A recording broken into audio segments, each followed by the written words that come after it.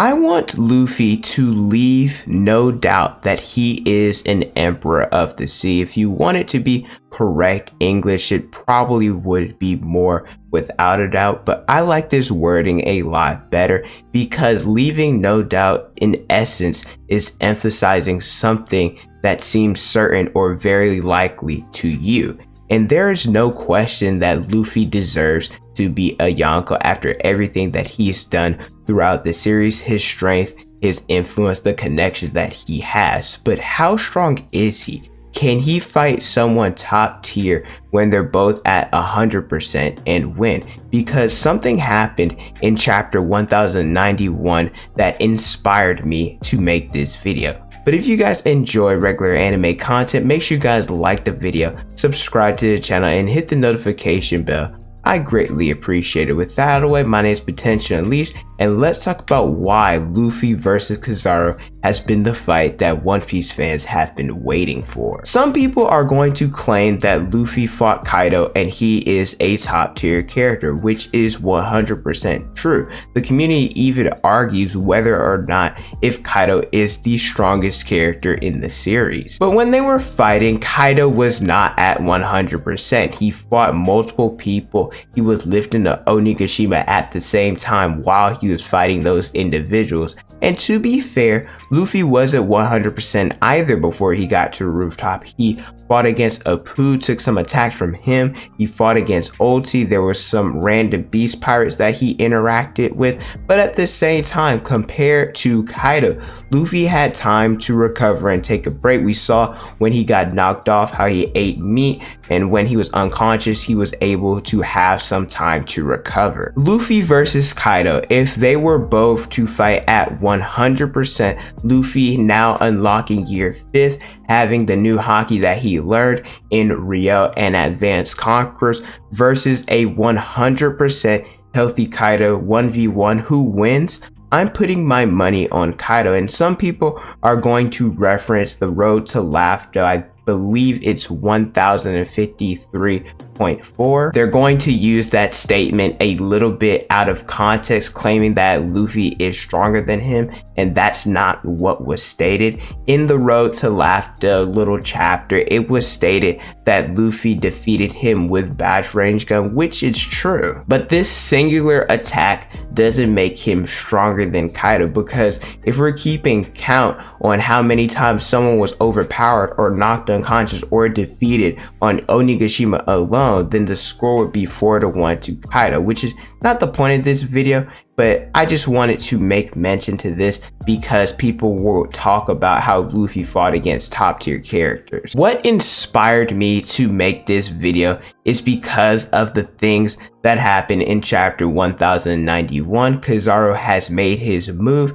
He easily defeated Sentomaru and now is going to eliminate Vegapunk. He gets intercepted by Luffy, who kicks him, and to me it looks like he used Conqueror's coding in that attack, and he stated that the Straw Hats are 100 times stronger than they were before, which is a reference to both them losing at Sabaody Archipelago and Saki talking about Rayleigh being 100 times stronger than the supernova. A lot of the community were expecting Luffy to go against Saint Garcia's Saturn, and I was one of them, and we very well could get that. But for right now, it looks like it's going to be Luffy versus Kizaru. And why is the reason for this matchup? Who else would Luffy have to fight? Because at this point in this series, if someone isn't top tier going against Luffy, then they are going to lose. And Saint Garcia's Saturn, he isn't inside the Egghead Dome and he wants to remain hidden. If you consider him to be the strongest individual here,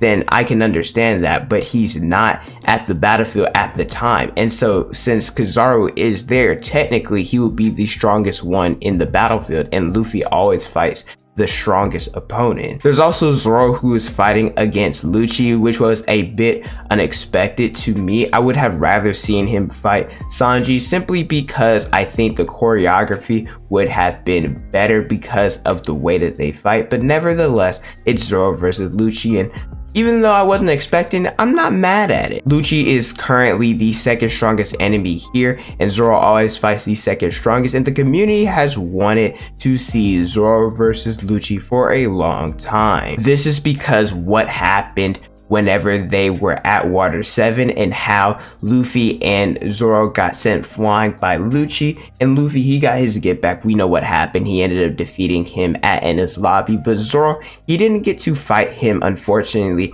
and he had to deal with Kaku. I think that Lucci will be a great matchup for him because I believe a lot of people undervalue his strength at this point in the series. He is the Awakened Zone. He was able to go against Gear 5th Luffy. Granted, Luffy ended up overpowering him, and I want to say defeating him in quotes because they didn't really go all out in that little skirmish that they had, but still I think that it was impressive and that Lucci will be a great matchup for Zoro. Cutting back to why I believe that Luffy versus Kizaru is going to be a fantastic fight is because of the Admiral's portrayal throughout the entirety of the series. They've constantly look kind of bad and the community has clowned them. Most individuals in the community don't give them the credit that they deserve because of the different instances of them being portrayed as the ones losing. Some examples, there's Green Bull in Wano. He left because of Shanks' interference and he didn't want to fight a losing battle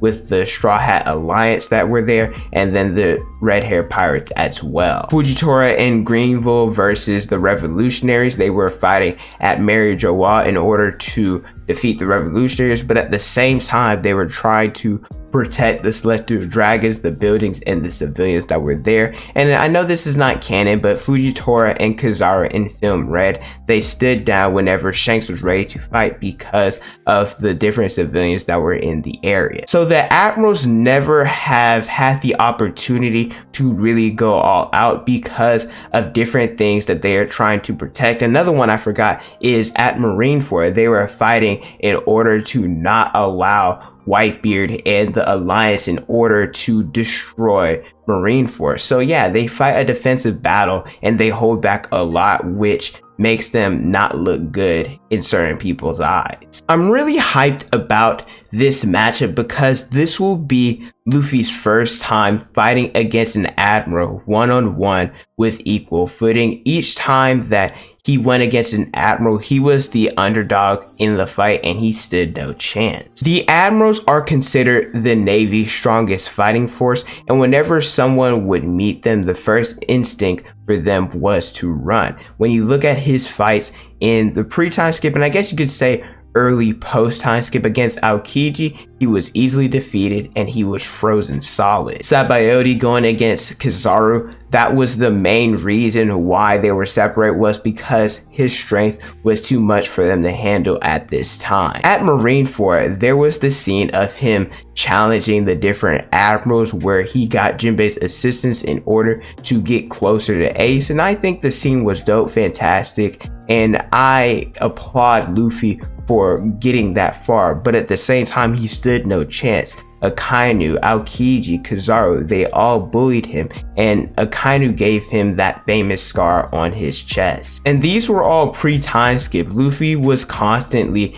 getting bullied and destroyed by these admirals. Then you fast forward a little bit post-time skip, and one thing I love is now that Luffy has trained and gotten stronger, he felt dealing with the admirals a little bit different. In the pre-time skip, I mentioned how different individuals would run away, and now Luffy is willing to fight, stand his ground, and challenge them. As seen with Fujitora in Dressrosa, he said he's tired of running, he sees no need to run, and he's going to stand and fight. Now, he wouldn't have been defeated as easily as he would have pre-time skip, but at the same time, at this moment, he still would not have been strong enough to defeat Fujitora. Luffy is now a yonko, which besides the Pirate King is the highest title that you can achieve as a pirate, and he will be going against an admiral 1v1 as the favorite to win, and I cannot wait. So many individuals have been hyped for this fight. The admirals, they have gotten a lot of disrespect